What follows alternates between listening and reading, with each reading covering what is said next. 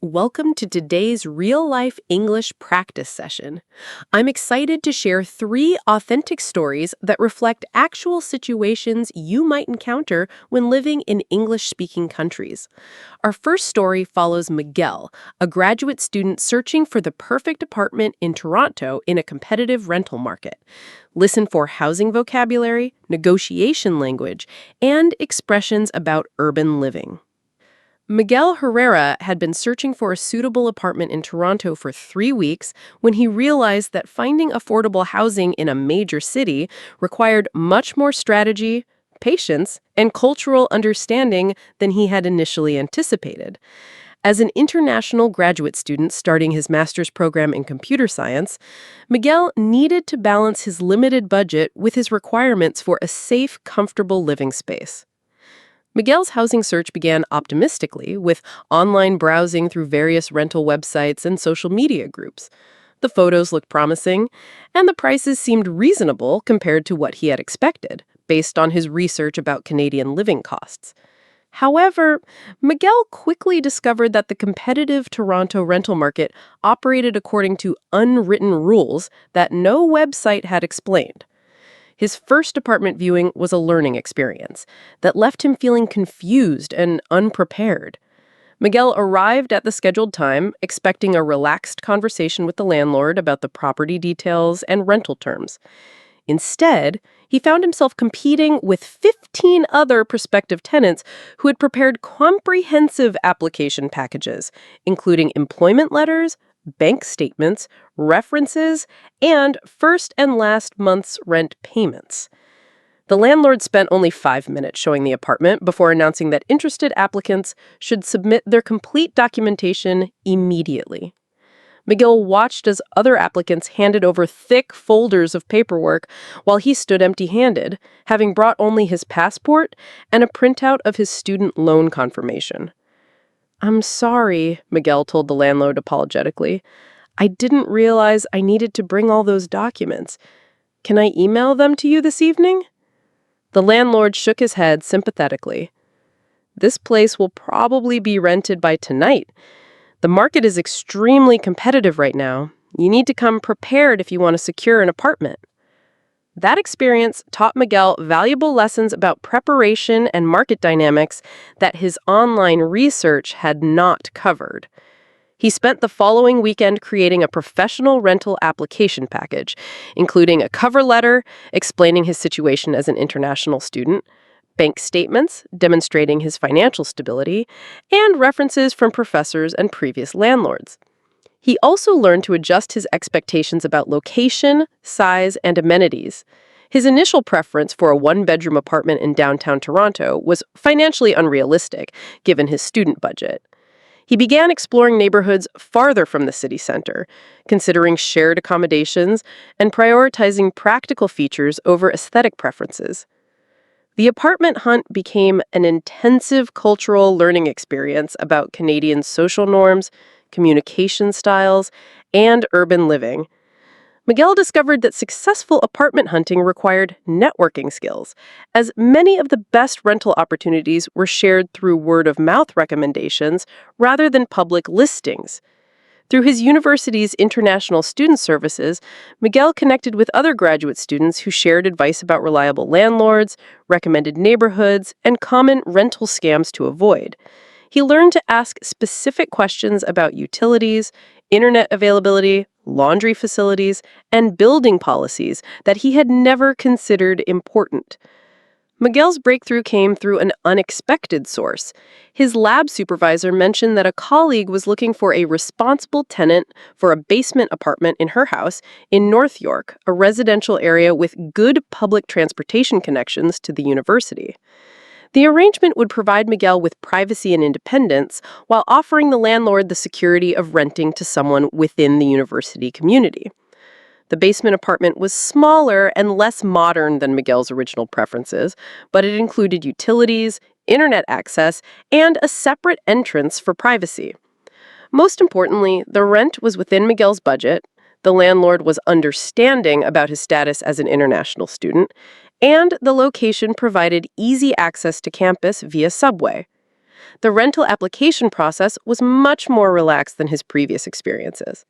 Miguel met with his potential landlord, Mrs. Patterson, for coffee near the university campus. She was interested in learning about his academic program and future career plans rather than focusing exclusively on financial documentation. Mrs. Patterson appreciated Miguel's seriousness about his studies and his responsible attitude toward tenant obligations. I prefer renting to graduate students because they understand the importance of maintaining a quiet and respectful living environment. You seem like someone who will take good care of the space and be a considerate neighbor. Miguel moved into his new apartment 6 weeks after beginning his housing search. It had been stressful and occasionally discouraging, but it provided valuable insights about navigating practical challenges in a new country and culture.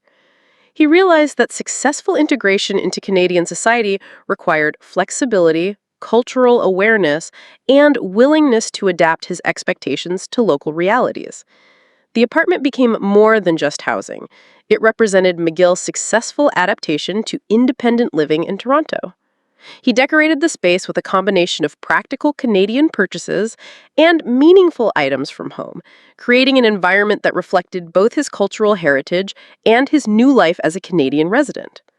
Miguel's housing search experience became valuable knowledge that he later shared with incoming international students through orientation programs and online forums.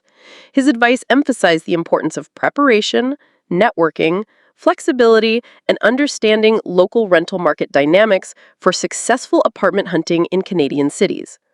1 year later, Miguel reflected on how his initial housing challenges had actually contributed to his overall integration into Canadian academic and social life. The process had forced him to develop practical skills, build local connections, and gain confidence in navigating complex real-world situations in English. Let's check your understanding of this housing story. What challenges did Miguel face during his initial apartment viewings? How did Miguel's housing expectations change as he learned about the Toronto rental market? What networking strategies helped Miguel find suitable accommodation? How did Miguel's final housing arrangement differ from his original preferences? What broader life skills did Miguel develop through his apartment hunting experience? These questions help you practice understanding housing vocabulary and real-life problem-solving situations. Our second story explores community engagement and personal growth through Emma's volunteer work at a local food bank. This narrative introduces vocabulary about social issues, community service, and the challenges of addressing systemic problems through individual action. Emma Johnson had been feeling increasingly disconnected from her community and questioning the meaningfulness of her daily routine when she decided to volunteer at the Central City Food Bank, hoping to find purpose through service while gaining perspective on social issues she had only read about in news articles and academic papers. Emma's motivation for volunteering emerged from a growing sense that her comfortable middle-class lifestyle had insulated her from the economic struggles that many of her neighbors faced daily. Working as a marketing coordinator for a successful tech company provided financial security and professional satisfaction, but Emma felt that her work contributed little to addressing broader social challenges. The food bank orientation session was Emma's first exposure to the complexity of food insecurity in her community. The volunteer coordinator, Maria Santos, explained that their organization served over 1,500 families monthly, including working parents who couldn't afford groceries despite having full-time jobs, senior citizens choosing between medications and meals, and students attending university while struggling to meet basic nutritional needs. Food insecurity isn't just about unemployment or homelessness, Maria explained to the new volunteer group. Many of our clients work multiple jobs, but still can't afford nutritious food because of high housing costs, medical expenses, or other financial pressures. Our role is to provide immediate assistance while treating everyone with dignity and respect. Emma's first volunteer shift involves sorting donated food items, checking expiration dates, and organizing products by category. The work was physically demanding but straightforward, allowing her to observe the food bank operations while becoming familiar with organizational procedures and safety protocols. However, Emma's understanding of food insecurity deepened significantly when she began working directly with clients during food distribution days. She met families whose situations challenged her previous assumptions about poverty, unemployment, and social assistance programs. One regular client, Mrs. Rodriguez, was a retired teacher whose pension couldn't cover both her prescription medications and adequate groceries. Another family included two parents working minimum wage jobs whose combined income barely covered rent and childcare, leaving little money for food. Emma also met students who were excelling academically but struggling financially because student loans didn't fully cover living expenses in an expensive city. These interactions taught Emma that food insecurity resulted from complex systemic issues rather than individual failures or poor decision-making. She learned about the gap between minimum wage earnings and actual living costs, the inadequacy of social safety nets for working families, and the difficult choices people made when forced to prioritize competing essential needs. Emma also observed how food bank clients supported each other through informal networks of mutual assistance. Regular clients would share information about job opportunities, recommend affordable services, and provide emotional support to families experiencing crisis situations. The food bank served as more than just a distribution center. It functioned as a community hub where people facing similar challenges could connect and help each other. As Emma's volunteer involvement deepened, she began taking on additional responsibilities beyond food sorting and distribution. She helped organize fundraising events, participated in advocacy efforts to address root causes of food insecurity, and assisted with educational programs that taught clients about nutrition, budgeting, and community resources. The advocacy work opened Emma's eyes to policy issues that influenced her clients' situations.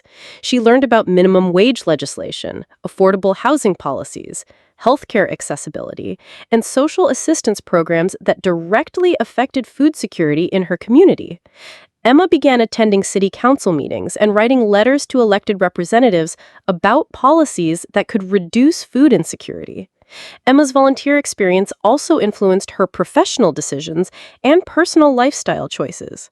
She convinced her tech company to sponsor food bank programs and organize employee volunteer days. Emma also modified her own spending and consumption patterns, becoming more conscious about food waste and more strategic about supporting businesses that contributed to community well-being. The most profound impact of Emma's volunteer work was her changed understanding of social responsibility and community connection. She realized that addressing complex social problems required both immediate assistance to people in crisis and long-term advocacy for systemic changes that would prevent those crises from occurring. After 2 years of regular volunteering, Emma decided to pursue additional education in nonprofit management and social policy, with the goal of eventually working full-time in community development. Her volunteer experience had revealed career possibilities that combined her professional skills with her commitment to social justice. Emma's transformation from disconnected middle-class professional to engaged community advocate demonstrated how volunteer work could provide personal fulfillment while contributing to meaningful social change. Her story illustrated that addressing community challenges required sustained commitment from people across different backgrounds and circumstances. The food bank had given Emma much more than an opportunity to help others. It had provided her with deeper understanding of her community, clarity about her values, and direction for her future career development. She had discovered that meaningful engagement with social issues could enrich her own life while contributing to positive change for others. Emma's experience also highlighted the importance of approaching volunteer work with humility, openness to learning, and recognition that addressing complex social problems required collaborative effort rather than individual heroism. Her journey from privileged observer to committed advocate illustrated how authentic community engagement could transform both volunteers and the communities they served. Let's analyze this community engagement story. What motivated Emma to begin volunteering at the food bank? Initially, how did direct interaction with clients change Emma's understanding of food insecurity? What systemic issues did Emma learn about through her volunteer work? How did Emma's volunteer experience influence her professional and personal choices? And what broader transformation did Emma experience through her community engagement? These questions require understanding social issues vocabulary and analyzing personal development themes. Our final story explores modern technology challenges through Jason's attempt to disconnect from digital devices for an entire weekend. This narrative focuses on contemporary lifestyle issues, digital wellness, and the relationship between technology and mental health. Jason Park had been feeling increasingly anxious, distracted, and exhausted despite having no major problems in his life. When he read an article about digital wellness that made him realize his smartphone and social media habits might be contributing to his mental health struggles more than he had ever considered. The article describes symptoms that Jason recognized immediately: difficulty concentrating on single tasks, compulsive phone checking, sleep disruption from screen time, and a constant feeling of being behind on news, messages, and social updates. Jason realized he couldn't remember the last time he had spent an hour without looking at some kind of screen. Inspired by the article's suggestions, Jason decided to attempt a complete digital detox for one weekend. No smartphone, no social media, no internet browsing, and no entertainment screens. He would allow himself to use only essential technology like his alarm clock and emergency communication if absolutely necessary. Friday evening, Jason informed his friends and family about his digital detox plan and turned off his devices. The first few hours felt strange but manageable. However, Saturday morning brought unexpected challenges as Jason realized how dependent he had become on digital technology for basic daily activities. Without his smartphone's GPS, he had to use paper maps to navigate the city. Without weather apps, he had to look outside and dress based on observation rather than detailed forecasts. Without social media, Jason had to find alternative ways to occupy the mental space that scrolling usually filled. The most difficult aspect was dealing with boredom and silence. Jason discovered that he had lost the ability to be comfortable with unstimulated time. He found himself reaching for his phone dozens of times out of habit, only to remember that it was turned off. However, by Sunday afternoon, Jason began experiencing unexpected benefits. He read an entire book without interruption, had longer, more meaningful conversations with people, and noticed details about his neighborhood that he had been missing while focused on screens. The weekend taught Jason valuable lessons about finding balance between digital convenience and mental well-being. He realized that technology should serve his goals rather than controlling his attention, and decided to establish regular boundaries around device usage while maintaining the benefits of digital connectivity. Let's examine this digital wellness story. What symptoms made Jason realize his technology use might be problematic? What unexpected challenges did Jason face during his digital detox weekend? How did Jason's relationship with boredom and silence change during the experience? What positive effects did Jason notice by the end of the weekend? Real-life vocabulary development. Today's stories featured practical vocabulary for daily situations: housing and accommodation, rental market, application package, utilities, lease agreement, landlord-tenant relationships, community engagement, food insecurity, systemic issues, advocacy, nonprofit organizations, volunteer coordination, digital wellness, screen time, social media habits, digital detox, mental health awareness, technology boundaries, functional grammar applications. We practiced essential intermediate structures: narrative tenses. Miguel had been searching, Emma was feeling, Jason decided to attempt. Reported speech. The landlord explained that the market was competitive. Conditional structures. If Miguel had been prepared, he might have secured the first apartment. Complex time expressions. After 3 weeks, during the following weekend, by Sunday afternoon. Cultural integration themes. These stories addressed important real-world topics. Housing market navigation and rental procedures in English-speaking countries. Community service and social responsibility in diverse communities. Digital lifestyle balance and contemporary wellness challenges. Cross-cultural adaptation and practical problem-solving skills. Social and professional communication. Negotiation language. Asking questions, expressing preferences, negotiating terms. Community discourse. Discussing social issues, volunteering, civic engagement. Self-reflection vocabulary. Personal growth, lifestyle changes, habit formation. Problem-solving expressions. Identifying challenges, developing strategies, implementing solutions. Practical speaking applications. Practice discussing these real-life topics. Housing situations. What factors are important when choosing accommodation? Community involvement. How can individuals contribute to addressing social problems? Digital wellness. What strategies help maintain healthy relationships with digital devices? Cultural adaptation. What challenges do people face when moving to new countries? Real-world listening skills. These stories develop abilities for understanding everyday conversations about practical topics, following complex narratives with multiple themes and timeframes, recognizing cultural contexts that influence communication patterns, identifying implied meanings in social and professional interactions, intermediate communication confidence. You're achieving B1, B2 proficiency when you can navigate practical situations like housing, volunteering, and lifestyle decisions.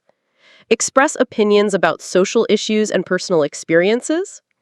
Understand cultural references and contemporary lifestyle topics. Participate actively in community discussions and social conversations. Daily life English applications. This vocabulary is essential for apartment hunting and housing negotiations, community involvement and volunteer work, health and wellness discussions, technology and lifestyle conversations. Cultural competency development. These stories build understanding of urban living challenges in English-speaking countries, community service culture and social responsibility expectations, contemporary lifestyle issues affecting young professionals, cross-cultural adaptation strategies and support systems. B2 exam preparation. This content helps with listening comprehension tasks about social and cultural topics, speaking practice discussing contemporary issues and personal experiences, vocabulary building for everyday and professional situations, cultural awareness essential for advanced intermediate proficiency. Independent living skills. These stories prepare you for practical decision-making in English-speaking environments, community participation and civic engagement, personal wellness and lifestyle management, social integration and relationship building. Remember, B1, B2 level English focuses on practical communication skills for real-life situations. These stories provide practice with the vocabulary, cultural knowledge, and communication patterns necessary for successful daily life in English-speaking communities. Continue developing your practical English through engagement with authentic materials and real-world conversations about topics that matter in contemporary life.